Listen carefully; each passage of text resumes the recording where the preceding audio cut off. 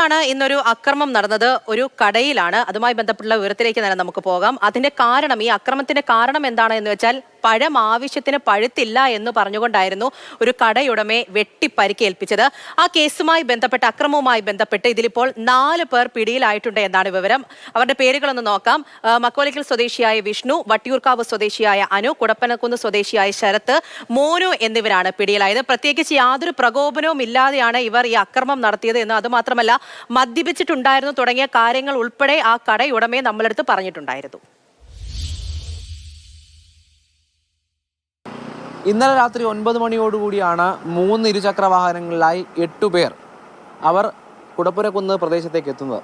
ആദ്യം ഈ 8 പേർ എത്തുന്നത് കുടപ്പനക്കുന്ന് ദേവീക്ഷേത്രത്തിന് സമീപത്തുള്ളൊരു കടയിലേക്കാണ്.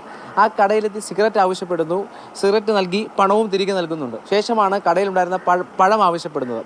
പഴം പഴുത്തില്ലല്ലോ എന്ന കടക്കാരൻ്റെ മറുപടിയാണ് പ്രകോപനത്തിന് കാരണമാകുന്നത്. ആദ്യം വന്നത് വീഡിയോ ചോദിച്ചു, അത് കൊടുത്ത് പൈസയും തന്നു. പിന്നീട് പൈസ തന്നില്ല.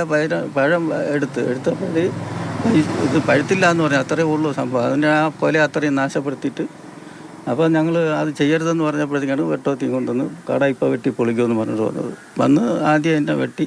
2 പേര് വെട്ടി. ഒരാൾ വെട്ടോത്തി, ഒരാളിൻ്റെ വാള് കൊണ്ട് ഇവിടെ മുറിഞ്ഞ് വെട്ടോത്തി കൈ മുറിഞ്ഞു. എത്ര പേരുണ്ടായിരുന്നു? 8 പേരുണ്ടായിരുന്നു. കൃത്യം 9 മണിക്ക് അടയ്ക്കാൻ ഇറങ്ങിയാണ്. ഞാൻ 3 പേർ പാല് മിച്ചമുണ്ടായിരുന്നു. അതും എടുത്തും കൊണ്ടങ്ങ് ഇറങ്ങിയതാണ്.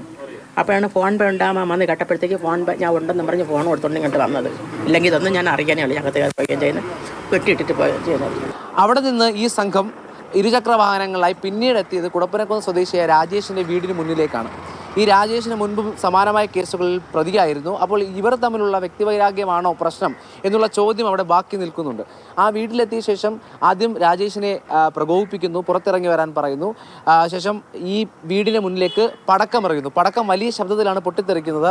ആ ശബ്ദം കേട്ടുകൊണ്ടാണ് നാട്ടുകാരും എന്തോ പ്രശ്നം പ്രദേശത്തുണ്ട് എന്ന് തിരിച്ചറിയുന്നത്. 11:30 മണി കഴിയും. എനിക്കൊരു ഫോൺ കോൾ വരുന്നു. അടുത്തൊരു വീട്ടിൽ നിന്ന് ഒരു ഫോൺ കോൾ വന്ന്, ഇങ്ങനെ ഇവിടെ ഒരു ബോംബ് ശബ്ദം കേട്ടു, എന്തോ ഭയങ്കരമായിട്ട് ശബ്ദം കേൾക്കുന്നു, ആൾക്കാർ ബഹളം ഉണ്ടാക്കുന്നു, ചീത്ത വിളിക്കുന്നു, സഫിയൊക്കെ വിളിച്ച് പറയുന്നു, ഇറങ്ങി വാടാന്ന് പറഞ്ഞുകൊണ്ടൊക്കെ വിളിക്കുന്നു. ഈ രാജേഷിൻ്റെ വീടിൻ്റെ മുന്നിലാണ് നടക്കണമെന്ന് പറഞ്ഞു. അപ്പോൾ രാജേഷ് ഇപ്പോൾ ജയിലിലൊക്കെ ആയിരുന്നു കുറച്ച് നാളുണ്ട്. അപ്പോൾ കുറച്ചാൾ ഇറങ്ങിയതിന് ശേഷം പിന്നെ വലിയ പ്രശ്നമില്ലായിരുന്നു. മുമ്പ് ഇതേപോലുള്ള ഒരുപാട് പ്രശ്നങ്ങളൊക്കെ ഉണ്ടാക്കി ജയിലിൽ കുറേ കാലം ജയിലിൽ കിടന്ന ഒരാളാണ്. 9 മണിക്ക് അവിടെ നടന്നു. അവിടുന്ന് ഏതാണ്ട് 1 കിലോമീറ്റർ ഭാഗമേ ഇവിടെ ഉള്ളൂ. അപ്പോൾ ഈ ഭാഗത്തൊരു പെട്രോളിങ് ആ സമയത്ത് തന്നെ ഈ ഭാഗങ്ങളിലൊക്കെ ഒന്ന് ഉണ്ടാക്കിയിരുന്നുവെങ്കിൽ ഈ ഒരു പ്രശ്നം ഒഴിവാക്കാൻ പറ്റുമായിരുന്നു. 3-4 സൗണ്ട് കേട്ടു. 3-4 വട്ടം സൗണ്ട് കേട്ടു. അപ്പോൾ തന്നെ ഇറങ്ങി നോക്കിയോ? ഇറങ്ങി നോക്കിയില്ല. പിന്നെ വീട്ടിനകത്ത് തന്നെ നിന്നു. പേടിയായി. നമ്മൾ ഇറങ്ങി വന്ന ചിലപ്പോൾ നമുക്കും പറ്റുള്ളൂ എന്നുകൊണ്ട് നമ്മൾ ഇറങ്ങിയില്ല.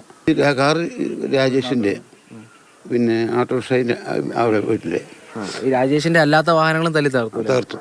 എന്തായാലും ഏതാണ്ട് 300 മീറ്റർ പരിസരത്തുള്ള പല വാഹനങ്ങളും തകർത്തു. ഏതാണ്ട് 6 വാഹനങ്ങൾ, 2 ഓട്ടോറിക്ഷ, 2 കാറുകൾ, ഒരു ബൈക്ക് ഉൾപ്പെടെ 6 വാഹനങ്ങളാണ് ഗുണ്ടാ സംഘം തല്ലി തകർത്തത്. നാട്ടുകാർ പരാതി നൽകിയിട്ടും അവർക്ക് സുരക്ഷിതത്വം ഒരുക്കാൻ പോലീസ് തയ്യാറാകുന്നില്ലെന്ന പരാതിയും നാട്ടുകാർക്കുണ്ട്.